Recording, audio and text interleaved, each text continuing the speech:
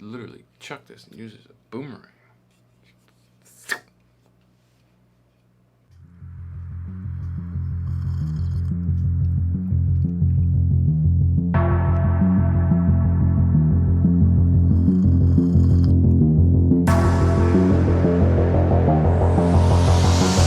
Welcome to CACTICALMAIN.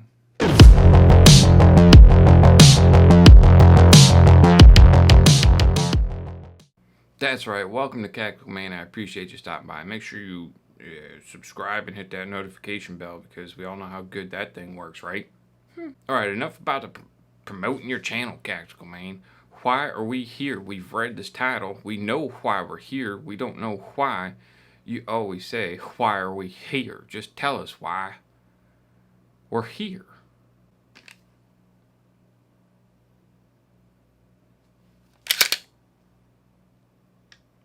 That's why.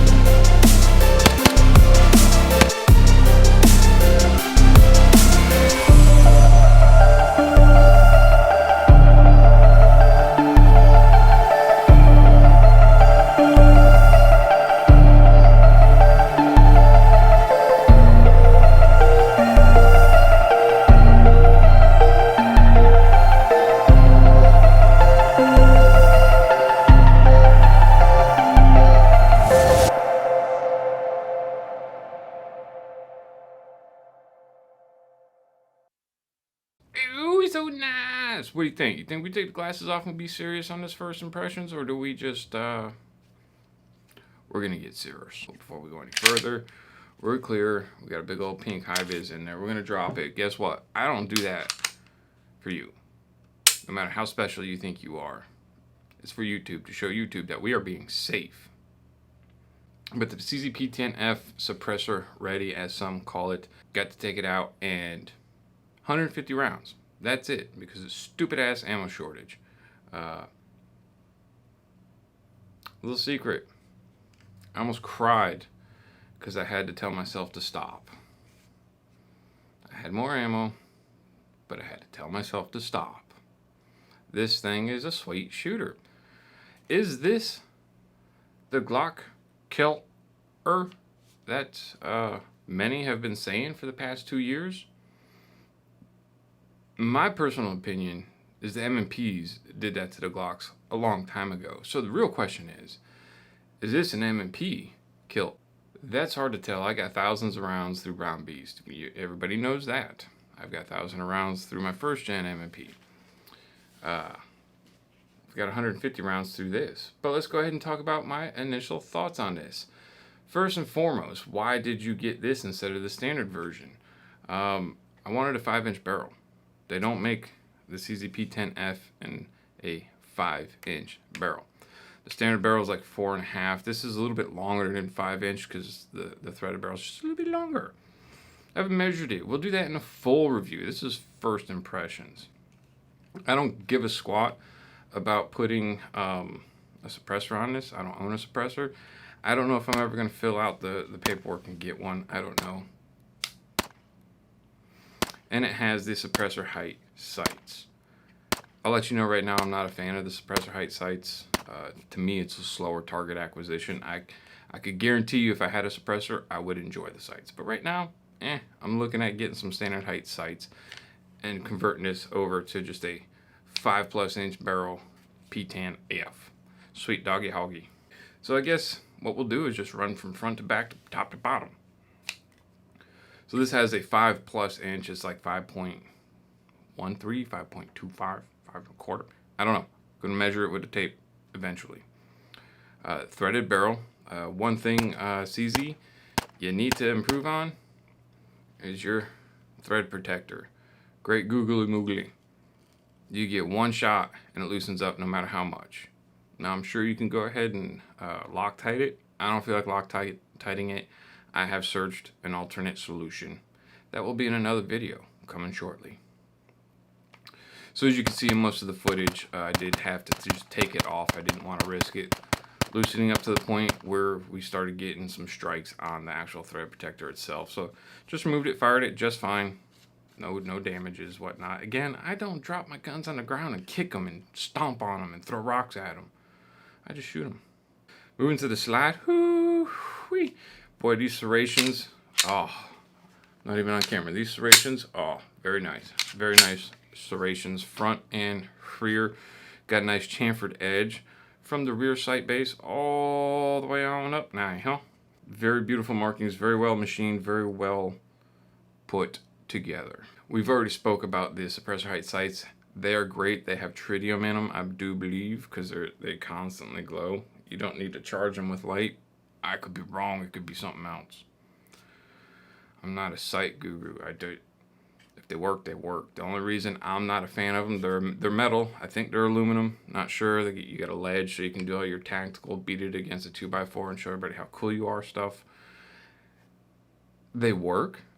I just don't need tall sights because I don't have a suppressor like I said in the beginning. But they're great. Moving down to the frame. Nice polymer frame. Got yourself a nice 1913 section up front with 2 slots to get your thingamajigs up on there so you can be ultra scientifically tactical. We are now at the slide catch. Slide catch, slide release. This is, of course, this is my first CZ polymer striker fired pistol. I had the CZ P09. I do not remember the slide catch mechanism on that, but what I do want to say is this is the very first slide catch that actually did not catch on the outside of the slides. I've never seen this before. It is a little stiff. It is breaking in. It catches on the, not quite sure what it's called, portion of the face that picks up the next round. It catches on that. So my hopes are that the slide catch is a softer metal, because I would rather the slide catch wear out than the round pick 'em upper. But seeing as how these have been out, the CZ P10C has been out for like 2 to 3 years, I haven't heard any issues on it, so pretty sure it's going to work just fine. But the slide catch is ambidextrous. Takedown levers are just like Glock. You know, you got to depress the trigger, pull back just a little bit, pull down, and you're taken apart. We have a reversible mag release. Now here's something I want to show. I don't have B-roll to show of this, so it's going to just be really bright. So there it is. You're not going to see it because it's focused on my face. But for me to actuate it, I can't just roll down and hit it with my grip. I do still have to break my grip to get that. I don't have to do that with Brown Beast. Anyone know any extendo releases that actually work? Let me know, because that is one thing I am wanting to. I'm looking at updating. Go down. We have some very nice stippling on the grip. Very Glock Gen 4 ish remembrance. One thing I do want to say about the grip is, one, the stippling on the actual grip itself is very well textured, very grippy.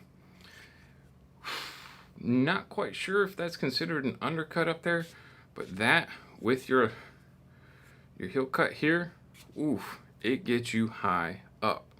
One thing I need to say for me, and this is me only, about the high up cut there and then how far you get up, is there is no stippling in the back. It's all smooth. So on the web of your hand, you see a lot of videos when I'm coming up to present myself, it is slippery and I'm moving down and I have to push back down into my grip.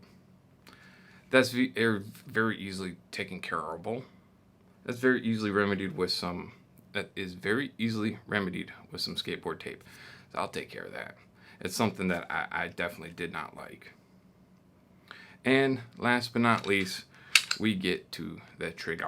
The P10F trigger is first striker fire pistol to die for.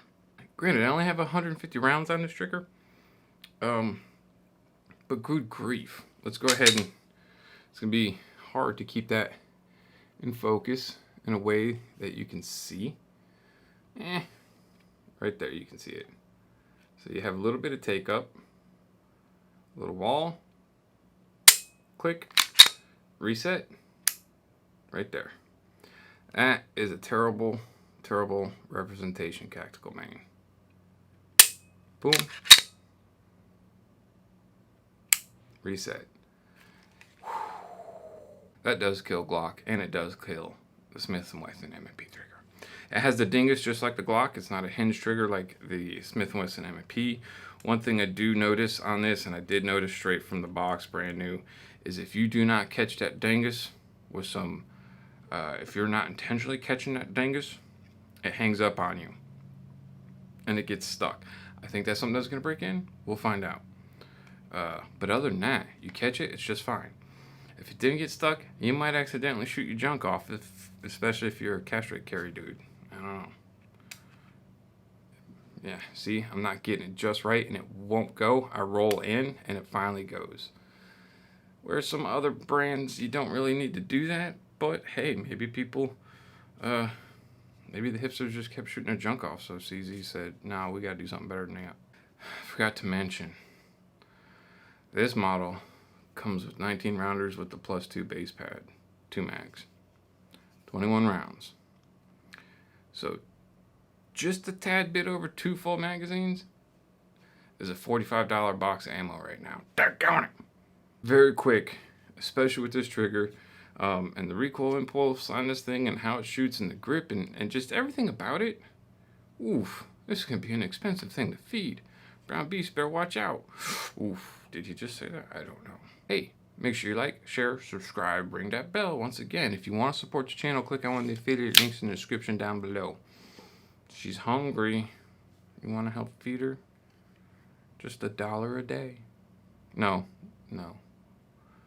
I need $10 a day from every subscriber so we can go ahead and get 1,000 rounds through it. That was a joke.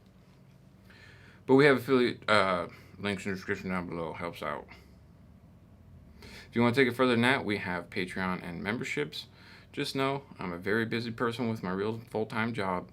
Don't have a lot to do over there, but I do let people know when things are coming. Yay! Thanks for stopping by. See you in the next video. Do this, dudes and dudettes. Deuces.